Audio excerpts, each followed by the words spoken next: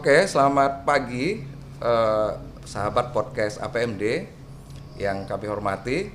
Saat ini saya Ade Chandra, Wakil Ketua 3 STPMD APMD, bidang kemahasiswaan dan alumni, kedatangan saudara kandung sesama alumni dari Kabupaten Dogiyai, Papua. Beliau sudah landing di Jogja sejak kemarin dan pagi ini kita culik untuk kemudian menyapa sahabat-sahabat podcast APMD seluruh Indonesia, terutama teman-teman alumni.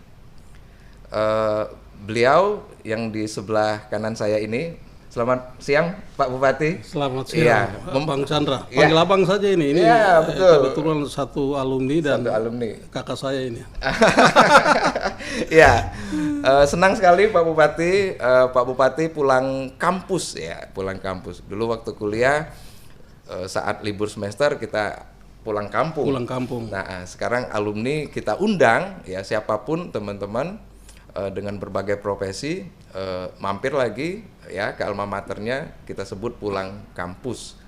Nah, ini Pak Bupati, walaupun tadi dia bilang senior ke saya, tapi saya harus sekarang bilang juga Pak Bupati adalah putra terbaik Dogiyai yang sekarang melayani seluruh masyarakat ya di Papua, di Dogiyai ya, untuk meningkatkan kesejahteraan di berbagai bidang.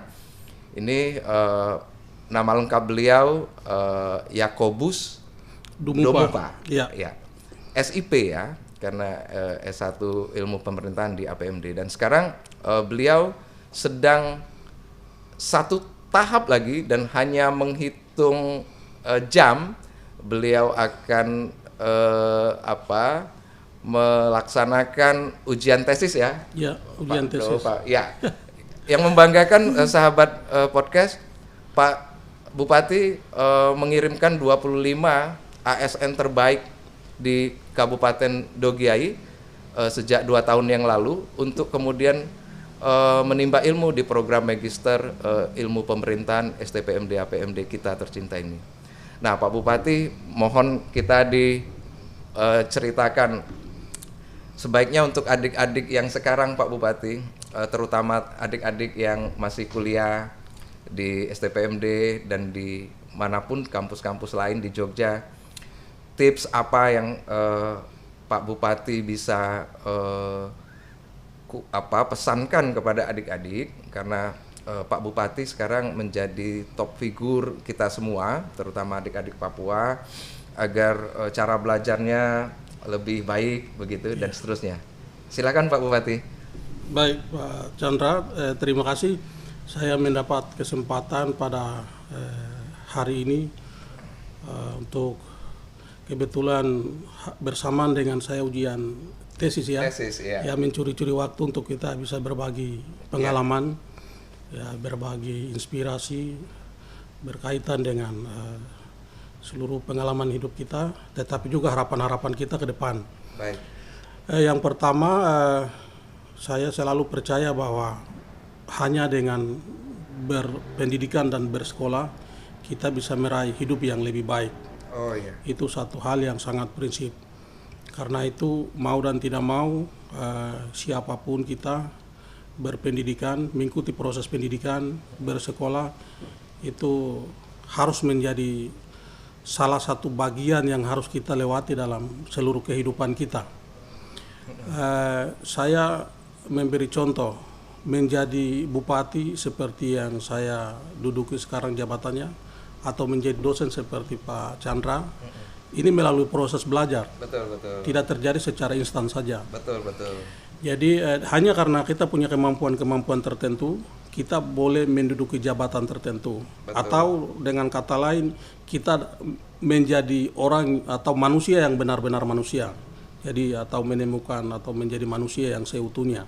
Betul. Karena itu intinya adalah kita harus bersekolah atau berpendidikan. Dan seluruh proses harus kita lalui dalam proses pendidikan itu. Nah, ini jadi yang penting ya. Tidak boleh ada proses-proses atau secara instan. Okay. Jadi ya sekarang itu di mana-mana sudah bukan menjadi rahasia lagi. Betul, Orang bisa menyandang gelar tertentu hanya karena membeli ijazah tertentu. Betul Pak Bupati. Hal-hal itu sebenarnya tidak mendidik. Betul. Sekalipun orang tertentu mempunyai gelar pendidikan tertentu, tetapi ketika menduduki jabatan tertentu, saya yakin bahwa beliau atau siapapun orangnya tidak akan berhasil Betul. memimpin, karena memang menjadi pemimpin itu butuh kemampuan dan proses, dan kemampuan itu harus diasah melalui proses yang panjang. Oh ya, ini menarik Pak Bupati. Pak Bupati dulu kabarnya bukan termasuk mahasiswa yang dibiayain dengan sesuatu yang luar biasa ya Pak Bupati ya? Ya. Padahal di zaman itu, tahun berapa Pak Bupati dulu? 2002. Maksudnya? 2002. Wah, 2002 kondisi ekonomi Indonesia juga pasca reformasi belum begitu baik, sehingga kita tahu fasilitas kuliah kita juga terbatas Pak Bupati. Betul. Saya dengar Pak Bupati tahu semua gang-gang, karena dulu kosnya di mana Pak Bupati? Saya dulu kos di Jogja ini pindah-pindah. Dari Maguwo, kemudian di Timoho, di Sapen, kemudian Gedung Kuning. Pokoknya hampir setiap tahun tuh saya pindah. Oh iya. Dan saya termasuk mahasiswa yang mungkin sudah tahu seluruh gang yang ada di Jogja ini karena saya harus jalan kaki. Wah. Jadi setiap hari itu saya jalan kaki. Kenapa saya jalan kaki? Tidak punya uang untuk bayar uang angkut. Betul Pak Bupati. Kita semua dulu prihatin ya Pak Bupati. Dulu seperti itu. Betul. Paling ada uang sedikit, cukup untuk makan. Untuk makan saja, betul. Jadi kalau untuk ke kampus ya paling jalan kaki. Karena itu mau jalan tikus atau jalan apapun di Jogja ini kita terabas ya Pak Bupati. Kita kuasai. Betul. Nah ini adik-adik yang masih kuliah ya, ini proses yang sekarang Pak Bupati menyaksikan kisah-kisah dulu itu indah ya, karena tidak ada yang instan dan kita bersedia untuk menempuh apapun untuk menggali ilmu ya Pak Bupati ya. Jadi jangan instan dan kemudian ikuti prosesnya. Karena di sana kita ditempa ya Pak Bupati ya. Pak Bupati, jadi lahirnya pemimpin itu tidak dalam satu malam ya Pak Bupati. Pak Bupati tadi cerita nih, kosnya mulai Maguwo, Gedung Kuning, Timoho, seluruh penjuru mata angin di Jogja beliau tahu karena itu diikutin dan laksanakan dengan hati yang kuat ya Pak Bupati ya. Ada cerita menarik nggak, ketemu cewek nggak waktu masuk ini gang gitu Pak? Iya ada banyak cerita. Jadi yang menarik itu yang pertama untuk makan, karena kami biasa kehabisan uang, itu biasa kita bon. Kalau tidak titip kartu mahasiswa. Untuk jaminan. Jaminan. Dan biasanya nanti setelah ada uang barulah kita bayar, kita ambil kartu mahasiswa. Yang kedua, kadang kartu mahasiswa juga kita titip di wartel yang APMD punya ini. Oh iya, di wartel. Ya, wartel Kopma. Jadi kadang-kadang karena telepon orang tua, kadang karena telepon pacar ya sudah. Terpaksa kita harus titip kartu untuk jaminan. Untuk jaminan. Soalnya tidak punya duit untuk jaminan, ya. Tapi termasuk juga di kos. Kadang Bapak Ibu kos itu juga terlalu baik dengan kami. Ya kadang tunggakan ya. Jadi kosnya itu tidak bisa kami bayar, jadi harus kami tunggak. Dan biasanya setelah beberapa bulan, setelah ada uang, barulah kita bayar. Yang menjadi masalah juga adalah kita tidak bisa menghubungi orang tua karena tidak seperti sekarang orang tua ada di kampung, tidak bisa hubungan lewat telepon. Kemudian jadi untuk mengecek transferan dari orang tua saja ya itu ya kadang-kadang kapan kita ingin pergi cek. Kalau ada uang yang masuk syukur.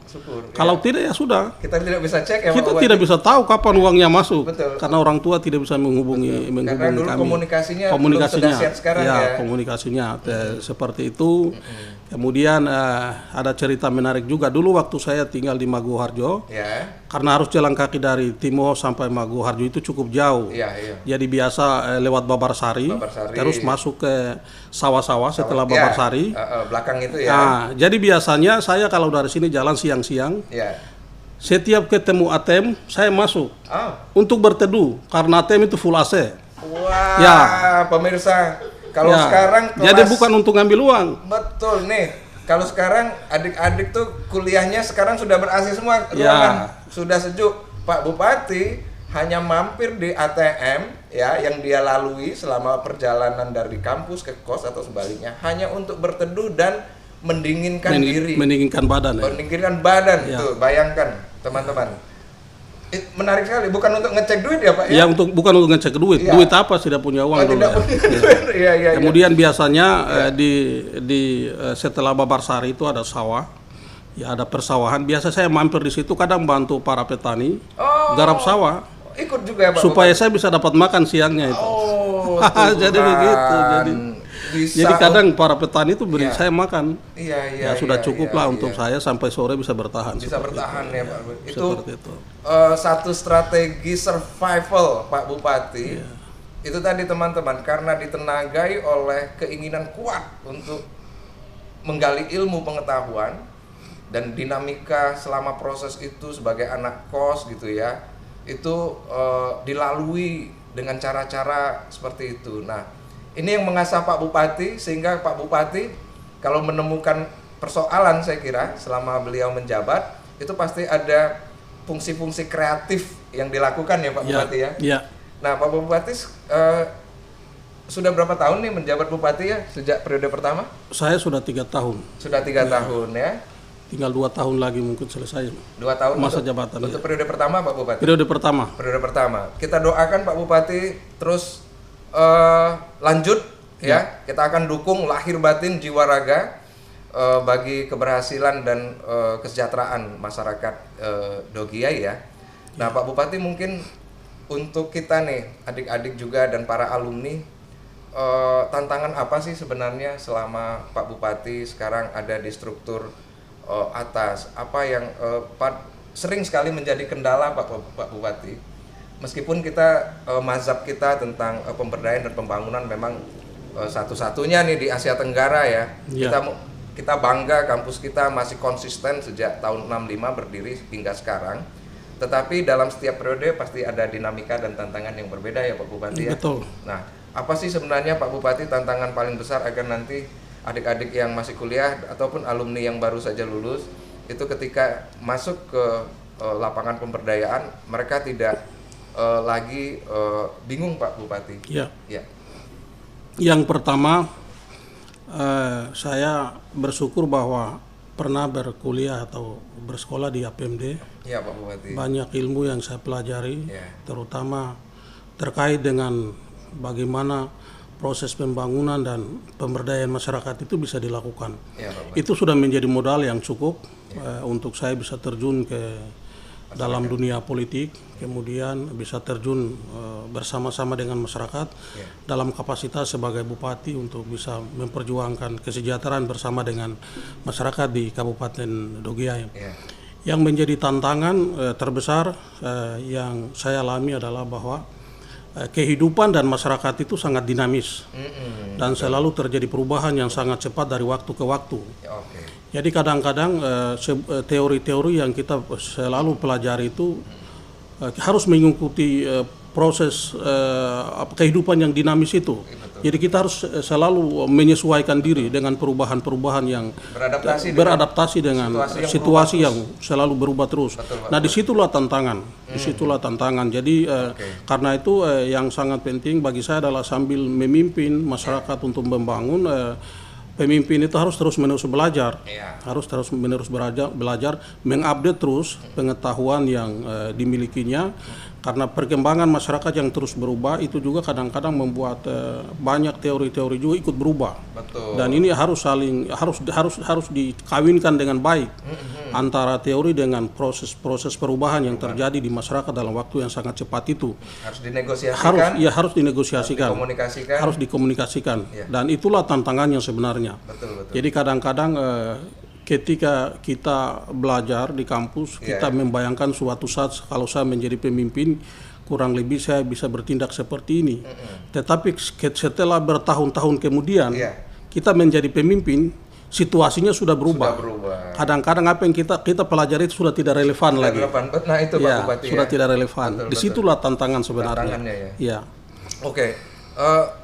Sahabat podcast APMD, ini dalam nih sebenarnya pesan yang barusan disampaikan Pak Bupati. Kita yang sudah menggali ilmu akademik memang berpikirnya akademik. Namun sebuah kesahihan ataupun kegunaan dari konsep maupun teori itu harus diadaptasikan lagi di masyarakat, karena ruang masyarakat ini senantiasa berubah, dinamis ya. Nah, ini tantangan bagi kita agar tidak kaku, karena tidak bisa menjadi manusia satu konsep saja dipakai untuk berbagai masalah ya Pak Bupati. Tetapi bagaimana membreakdown-nya gitu ya, konsep-konsep itu dalam kondisi yang objektif, yang faktual, sehingga dia tetap bisa berguna ya Pak Bupati. Betul. Kemudian masalah lain juga adalah bahwa jangan selalu berpikir bahwa apapun yang kita pelajari atau gagasan apapun yang kita terima itu akan selalu mau diterima oleh masyarakat. Tidak selalu begitu. Tidak selalu begitu. Kita tidak bisa membayangkan apakah masyarakat itu akan menerima semua gagasan, pikiran, cita, keinginan saya seperti itu, karena kadang-kadang masyarakat itu punya keinginannya sendiri. Betul. Nah, bagaimana mengkomprominya? Kemauan sendiri. Karena itu memang kita harus membutuhkan komunikasi yang terus-menerus dengan masyarakat. Harus dibangun terus-menerus, dan itu membutuhkan proses yang panjang. Itu harus membutuhkan proses yang panjang, apalagi kalau yang kita hadapi adalah masyarakat yang baru mengenal nilai-nilai baru dari luar. Misalnya masyarakat yang dulunya tradisional kemudian diperkenalkan dengan model kepemimpinan kepala kampung, model kepemimpinan bupati dan lain sebagainya. Jadi kadang-kadang terjadi benturan antara nilai-nilai adat yang sudah lama ada di dalam masyarakat itu dengan nilai-nilai baru yang kita tawarkan. Nah, disitulah memang butuh selain kesabaran kita, tetapi juga kita harus punya banyak akal. Banyak akal supaya masyarakat itu terus-menerus kita paksa dengan maksud baik supaya nilai-nilai hal-hal baik itu bisa diterima. Dan tentu saja butuh kesabaran dan butuh proses. Nah, komunikasi jadi kata kunci ya Pak Bupati, lalu kesabaran. Saya melihat di beberapa laman Facebook Pak Bupati nih, pemirsa, saya juga ngikutin beberapa alumni seperti beliau, karena beliau adalah figur dan kebanggaan kampus APMD. Jalan kaki belusuan nih, tanpa pakai alas sepatu ya Pak Bupati. Mohon maaf nih, saya harus jujur, saya sering ngintip dan sebagainya. Tapi mungkin yang diceritakan Pak Bupati tadi, sahabat podcast, ini yang dimaksud bagaimana menampung aspirasi dan mengetahui sebenarnya harapan dan ekspektasi masyarakat itu seperti apa. Karena mereka juga sekarang akses informasi terbuka, mereka dapat nilai-nilai dan pengetahuan dari berbagai media sekarang ya Pak Bupati. Nah, jangan sampai ini kemudian berbenturan dengan visi daerah yang dipimpin oleh Pak Bupati ya. Nah, titik komprominya ini, makanya beliau belusukan, datang langsung, tidak hanya terima di atas meja ya Pak. Jadi beliau langsung ngunjungin dari kampung ke kampung. Jaraknya jauh ya Pak Bupati ya? Jauh ya Pak Bupati ya? Saya biasanya bersepatu kalau ke kantor. Cuma di kantor saja ya? Jadi kalau saya sudah pulang kantor, saya lepas sepatu. Lepas sepatu ya? Saya pergi kerja di kolam ikan, pergi ke kebun, piara ternak. Menarik sekali. Kemudian saya jalan ke masyarakat. Iya.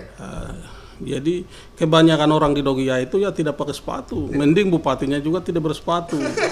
Sehingga bupati itu dilihat sebagai sahabat. Bupati harus dilihat sebagai sahabat. Kalau bupati dilihat sebagai bupati, kadang orang kampung itu takut lihat bupatinya. Tapi kalau bupatinya datang dengan kondisi seadanya seperti mereka melihat ini anak saya datang, ini saudara saya, ini kakak saya, sehingga kita benar-benar terjun ke dalam kehidupan mereka. Barulah kita bisa tahu apa yang menjadi kebutuhan mereka, apa yang menjadi kerinduan mereka. Kemudian itulah yang kemudian akan menjadi bahan yang bisa saya gunakan. Itu bisa menjadi sesuatu yang bisa saya olah untuk merumuskan kebijakan-kebijakan pembangunan yang memang bisa berpihak kepada mereka dan untuk menjawab kebutuhan mereka. Dan bagi orang lain mungkin sesuatu yang agak aneh. Kalau ini kaki saya baru saja sembuh ini kena kayu waktu jalan ke kampung itu. Ke kampung ya Pak Bupati. Baru saja sembuh, masih baru bisa pakai sepatu ini begitu. Jadi itu sesuatu yang biasa saja. Dan saya dengar di tempat Pak Bupati dan beberapa kabupaten lainnya, masyarakat di sana nggak ngerti mobil, tapi ngertinya helikopter, saudara-saudara. Karena Pak Bupati dan berbagai pejabat daerah itu harus belusukannya ke wilayah yang sangat jauh, belum ada akses jalan darat gitu ya Pak Bupati, sehingga transportasinya harus menggunakan helikopter. Jadi teman-teman, Papua ini luar biasa, hebat dan kemudian serius betul dalam memanusiakan masyarakatnya ya Pak Bupati ya. Sampai Pak Bupati juga membaur, tidak pakai sepatu, kaki beliau habis kena kayu, luka, cedera. Tapi itu yang membuat Pak Bupati mengerti suasana batin ya Pak Bupati. Dan nanti kalau udah ketemu seperti itu ngobrolnya jadi enak ya Pak Bupati ya. Enak. Jadi cepat sambung Pak Bupati ya. Mereka tidak sungkan lagi. Gitu. Kadang saya bermalam di rumahnya masyarakat.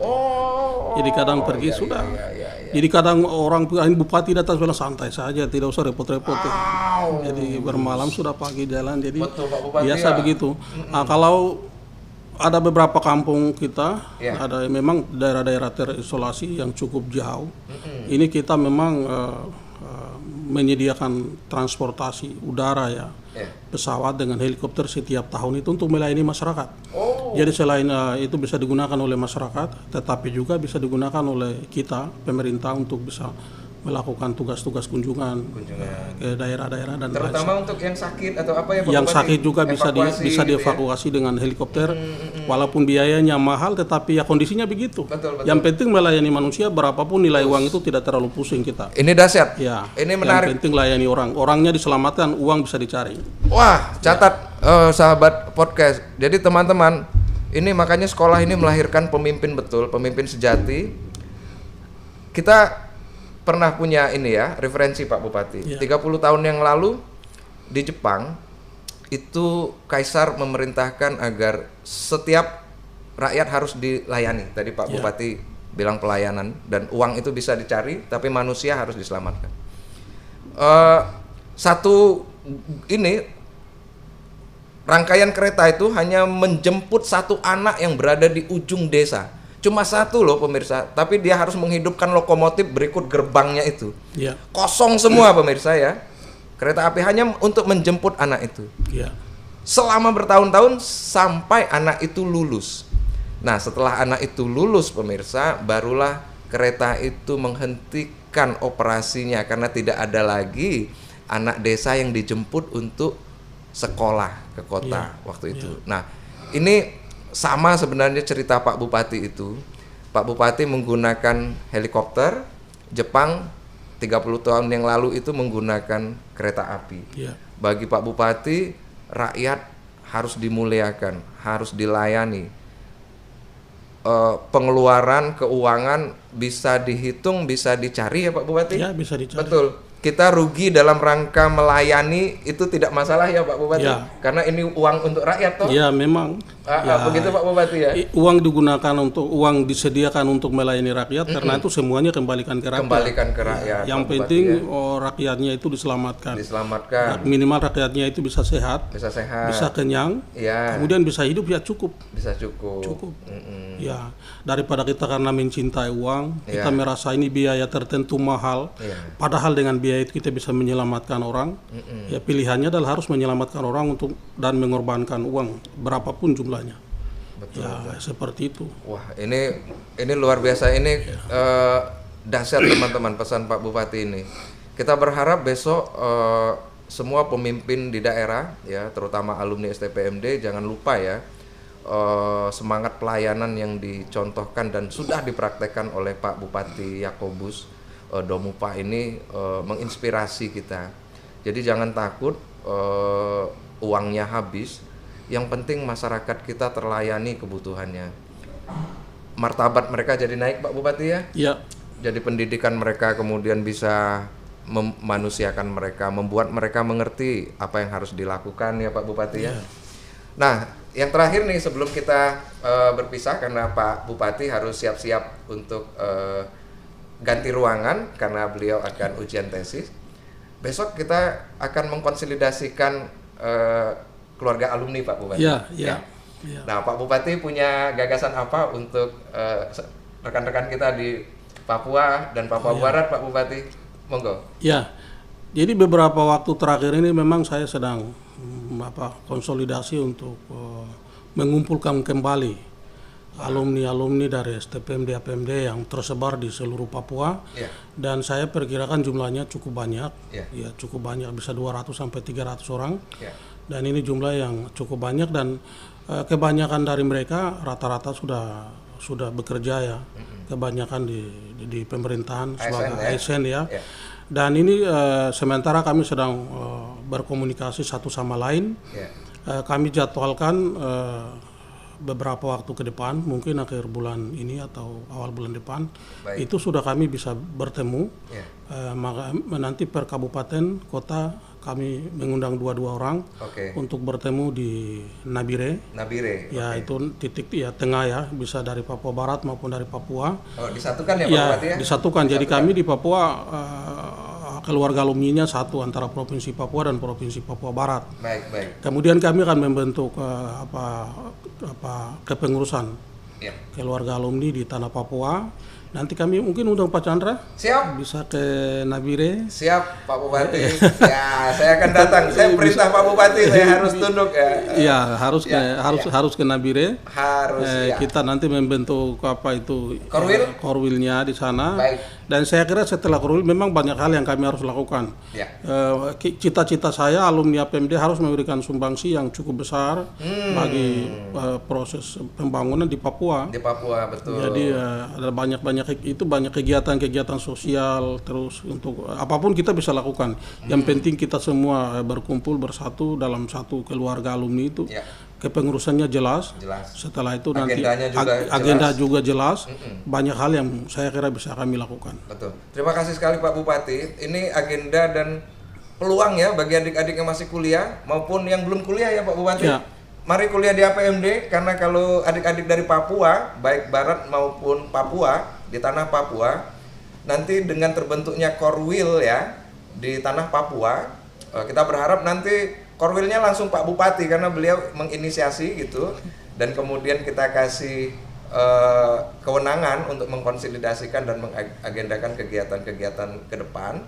Jadi adik-adik yang ini segera lulus ya, yang belum selesai ya, karena tanah Papua sudah menanti. Pak Bupati akan memfasilitasi banyak kegiatan baik sosial, kemanusiaan maupun kepemerintahan. Ya, ini kita menunggu. Pak Bupati sudah memberikan ruang yang bagus, jadi tidak ada alasan untuk ragu ya. Pak Bupati, mungkin adik-adik Papua dan sekitarnya bisa diajak kuliah ke sini ya. Iya, APMD ini kampus yang cukup bagus, banyak ilmu, banyak pengalaman yang bisa kita pelajari di tempat ini. Yang jelas adalah bekal untuk menjadi pemimpin di daerah itu pasti kita dapat di APMD. Ya, dan itulah yang saya alami. Jadi modal pengetahuan yang saya dapat di APMD itu sudah cukup untuk saya bisa menjadi bupati. Karena itu untuk adik-adik sekalian yang dari Papua maupun dari seluruh wilayah yang ada di Indonesia, saya ajak untuk bisa bergabung bersama APMD untuk bisa mengambil ilmu di sini, dan setelah itu setelah tamat dari sini biar bisa menjadi pemimpin di daerah masing-masing. Mantap sekali. Terima kasih Pak Bupati, sukses terus kita doakan Pak Bupati, tetap di penyertaan Tuhan, selalu